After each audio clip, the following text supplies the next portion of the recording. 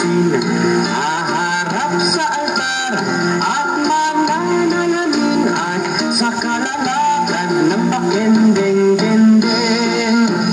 Paru-parong bukid na lilipad-lipad sa gitna ng daan, papagapagaspas, isang bara ang tapis, isang dangkal ang manggas, ang sayang deko na isang pyesa ang sayag.